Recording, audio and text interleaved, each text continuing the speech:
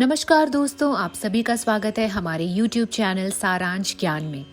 आज हम श्रवण करेंगे श्रीमद् भगवत गीता के 10वें अध्याय और जानेंगे उसका महात्म्य। तो आइए शुरू करते हैं। लेकिन अगर आपने हमारा चैनल सब्सक्राइब नहीं किया है तो इसे सब्सक्राइब कर लें।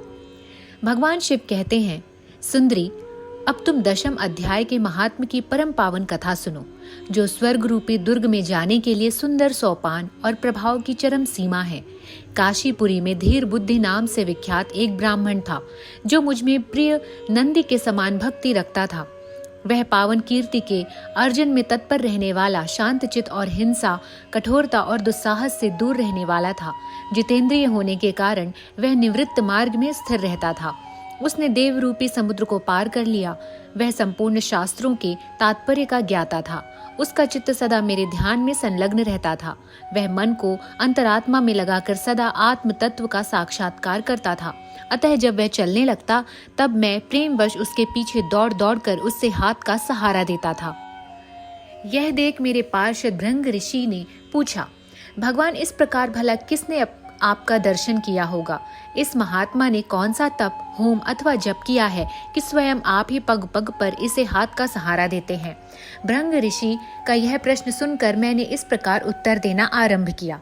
एक समय की बात है, कैलाश पर्वत के पार्श्वगमन में पुन्नारा वन के भीतर चंद्रमा की अमृतमय किरणों से धुली हुई भूमि में एक वेदी का आश्रय लेकर मैं बैठा हुआ था।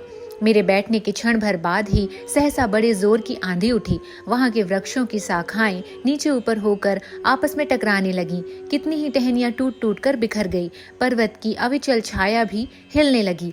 इसके बाद वहां महान भयंकर शब्द हुआ, जिससे पर्वत की कंदराएं प्रतिध्वनित हो उठी। तदंतर आकाश में कोई विशाल पक्षी उतरा, जिसकी कांति काले मेघ के समान थी। वह कज्जल की राशि, अंधकार के समूह अथवा पंख कटे हुए काले पर्वत सा जान पड़ता था। पैरों से पृथ्वी का सहारा लेकर उस पक्षी ने मुझे प्रणाम किया और एक सुंदर नवीन कमल मेरे चरणों में रखकर स्पष्ट वाणी में स्तुति करना प्रारंभ किया। पक्षी बोला, देव, आपकी जय हो। आप चिदानंदमय सुधा के सागर तथा जगत के पालक हो। सदा सद्भावना से युक्त और अनाशक्ति की लहरों में उल्लासित रहते हैं। आपके वैभव का अंत नहीं। आपकी जय हो। अद्वैत वासना से परिपूर्ण बुद्धि के द्वारा आपका त्रिविध मलों से रहित हैं। आप जितेंद्रिय भक्तों को अधीन, अविद्यमय, उपाधि से रहित, नित्य मुक्त, निराकर, निरामय, असीम, अहंकार शून्य, आवरण रहित और निर्गुण हैं। आपके भयंकर ललाट रूपी महासर्प की विष ज्वाला से आपने कामदेव को भस्म किया। आपकी जय हो। आप प्रत्यक्ष आदि प्रमाणों से दूर होते हुए भी प्रमाण स्वरूप हैं। आपको बार बार नमस्कार है। चैतन्य के स्वामी तथा त्रिभुवन रूपधारी, आपको प्रणाम है। मैं श्रेष्ठ योगियों द्वारा चुंबित आपके उन चरण कमलों की वंदना करता हूँ, जो अपार भव पाप के समुद्र से पार उतरने में अद्भुत शक्तिशाली है। महादेव, साक्षात बृहस्पति भी आपकी स्तुति करने की दृष्टता नहीं कर सकते। सहस्त्र मुखों वाले नागराज शेष में भी इतना चातुर्य नहीं कि वे आपके गुणों का वर्णन कर सके। फिर मेरे जैसे छोटी बुद्धि वाले पक्षी की तो क्या बिसात। उस पक्षी के द्वारा किए हुए इस स्रोत को सुनकर मैंने उससे पूछा, विहंगम, तुम कौन हो और कहां से आए हो? तुम्हारी आकृति तो हंस जैसी है, मगर रंग कौवे का मिला हुआ है। तुम जिस प्रयोजन को लेकर आए हो उसे बताओ। पक्षी बोला, हे देवेश, मुझे ब्रह्मा जी का हंस जानिए।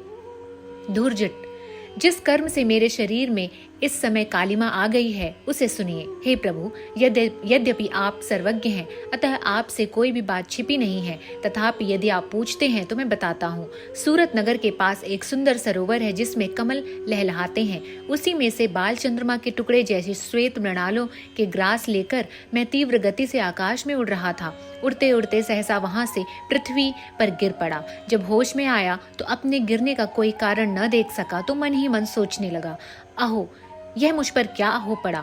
आज मेरा पतन कैसे हो गया? पके हुए कपूर के समान मेरे श्वेत शरीर में कालिमा कैसे आ गई? इस प्रकार विस्मित होकर मैं अभी भी विचार ही कर रहा हूँ कि उस पोखरे के कमल में से मुझे ऐसी वाणी सुनाई दी, हंस उठो, मैं तुम्हारे गिरने और काले होने का कारण बताती हूँ।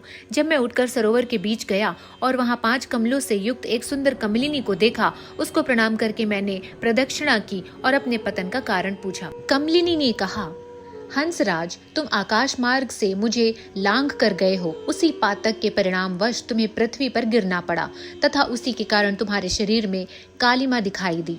तुम्हें गिरा हुआ देखकर मेरे हृदय में दया आ गई और जब मैं इस मध्यम कमल के द्वारा बोलने लगी उस समय मेरे मुख से निकली हुई सुगंध को सूंघ कर 60,000 भंवरे स्वर्ग लोक को प्राप्त हो गए। पक्षीराज, जिस कारण मुझ में इतना वैभव, ऐसा प्रभाव आया है, मैं उसे बताती हूँ, सुनो। इस जन्म से पहले तीसरे जन्म में मैं पृथ्वी पर एक ब्राह्मण की कन्या के रूप में उत्पन्न हुई थी।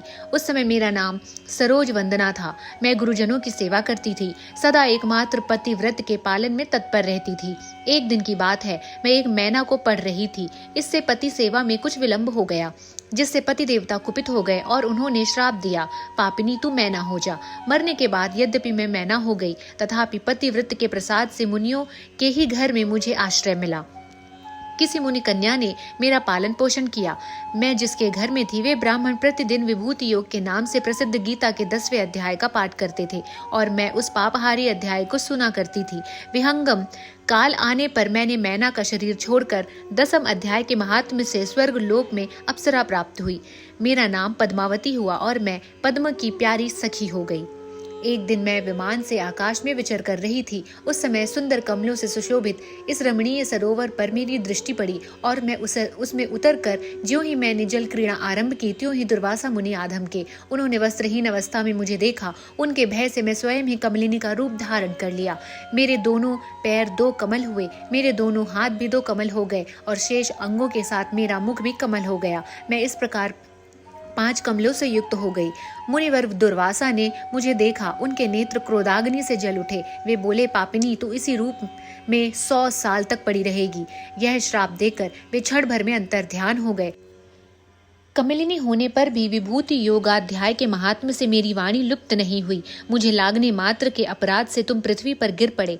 पक्षीराज, यहाँ खड़े हुए तुम्हारे सामने ही आज मेरे शाप की निवृत्ति हो रही है, क्योंकि आज 100 वर्ष पूरे हो गए मेरे द्वारा गाए जाते हुए इस उत्तम अध्यात्म को सुनो।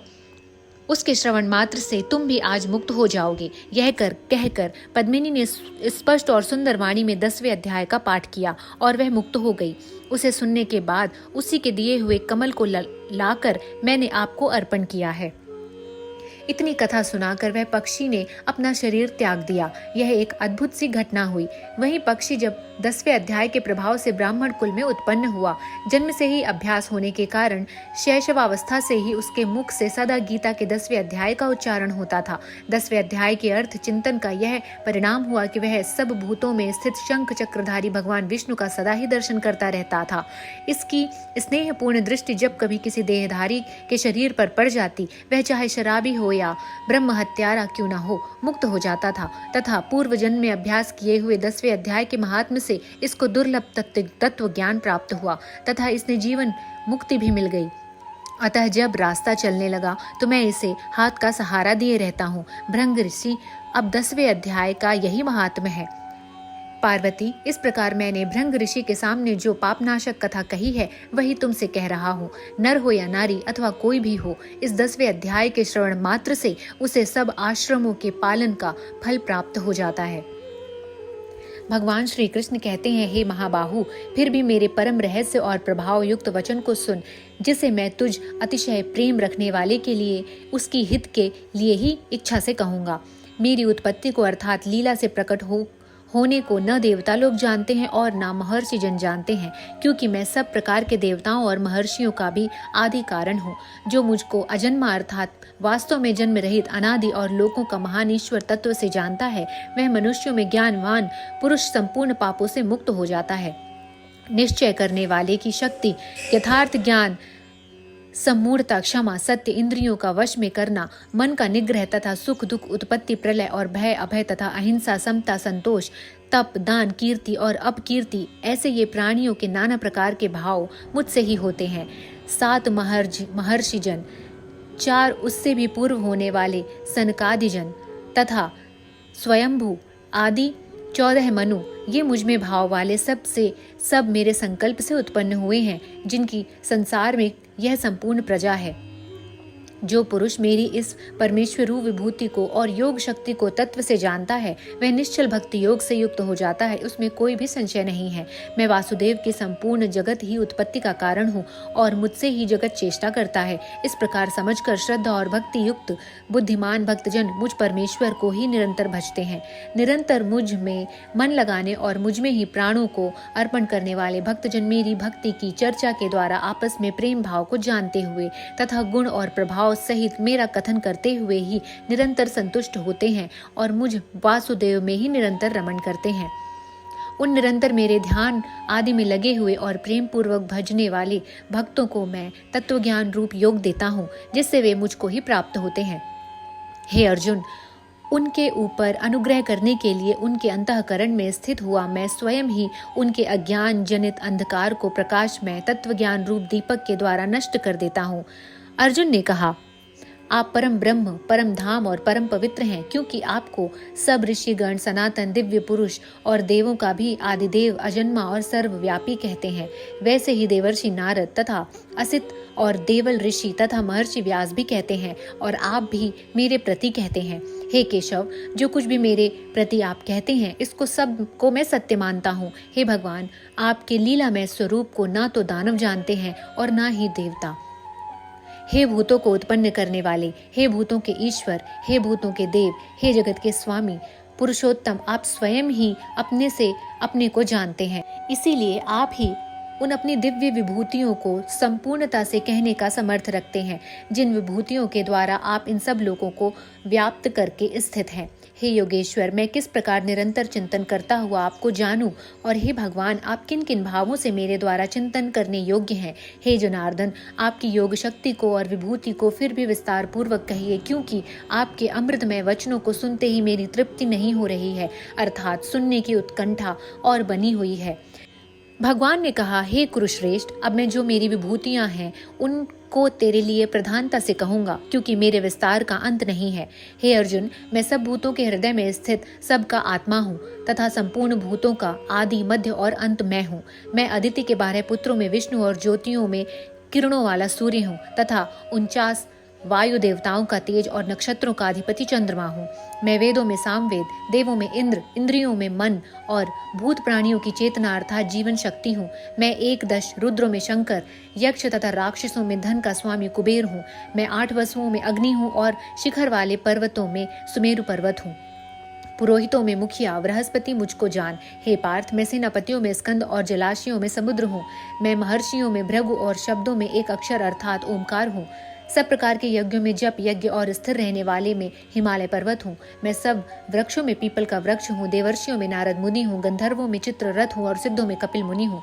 घोड़ों में अमृत के समान उत्पन्न होने वाला उच्चैश्व हूँ नामक घोड़ा, श्रेष्ठ हाथियों में ऐरावत नामक हाथी और मनुष्यों में राजा मुझको जान। हे, मैं शास्त्रों में वज्र और गौओं में कामधेनु हूँ। शास्त्रोक्ति रीति से संतान की उत्पत्ति का हेतु कामदेव हूँ और सर्पों में सर्पराज वासुकी हूँ। मैं नागों में शेषनाग और जलाचरों का अधिपति वरुण देवता हूँ। पिंजरों में अर्यमा नामक पितर तथा शासन करने वालों में यमराज हूँ। मैं दैत्यों में प्रहलाद और गणना करने वालों में समय हूँ और पशुओं में मृगराज सिंह और पक्षियों में मैं गरुण हूँ। मैं पवित्र करने वालों में वायु और शस्त्रधारियों में श्री राम तथा मछलियों में मगर हूँ और नदियों में श्री भागीरथी गंगा नदी हूँ। हे अर्जुन, सृष्टियों का आदि और अंत तथा मध्य मैं ही हूँ। मैं विद्याओं में अध्यात्म विद्या और ब्रह्म विद्या और परस्पर विवाद करने वालों तथा तथ्य निर्णय के लिए किया जाने वाला वाद हूँ। मैं अक्षरों में आकार हूँ। समासों में द्वंद्व नामक समास हो। अक्षय काल अर्थात काल का भी महाकाल तथा सब और मुख वाला विराट स्वरूप सबको धारण पोषण करने वाला मैं ही हूँ। मैं सबका नाश करने वाला, मृत्यु और उत्पन्न होने वालों का उत्पत्ति हेतु तथा स्त्रियों में कीर्ति, श्री, वाक, स्मृति, मेधा, धृति और क्षमा हूँ तथा गायन करने योग्य श्रुतियों में मैं ब्रह्मव्यत्स तथा छंदों में गायत्री छंद हूँ। महीनों में मार्गशीर्ष और ऋतुओं में वसंत ऋतु हूँ। मैं छल करने वालों में जुआ, प्रभावशाली पुरुषों का प्रभाव हूँ। मैं जीतने वालों का विजय हूँ, निश्चय करने वालों का निश्चय हूँ और सात्विक पुरुषों का सात्विक भाव हूँ। वृष्णवंशियों में वसुदेव हूँ और मैं स्वयं तेरा सखा, पांडवों में धनंजय अर्थात तू, मुनियों में वेदव्यास और कवियों में शुक्राचार्य कवि मैं ही हूँ।